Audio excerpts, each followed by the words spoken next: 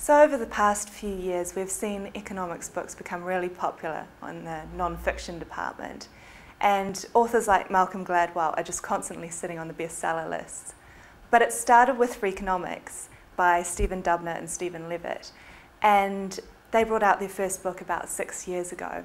And it was followed by a really successful franchise. So a column in the New York Times, podcasts on iTunes, and even a documentary last year. But they took all that time to bring out their second follow-up book. And it's just as well because it's really well researched and thorough. And the result, Superfreakonomics, is well worth a read. So they look at some really interesting topics, and they're possibly quite contentious. So one of them is drunk driving, and whether you're better to drive drunk or walk drunk.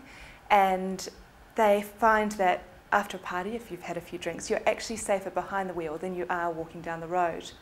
They look at car seats as well, and whether a child is safer in a car seat or strapped in under a seatbelt as adults do. And again, they find that actually you're safer just behind a seatbelt rather than in the car seat. But their last one is possibly the most interesting, and that's on global warming. And they have a really strong counter-argument for those who believe in global warming's existence. So it's certain to ruffle a few feathers.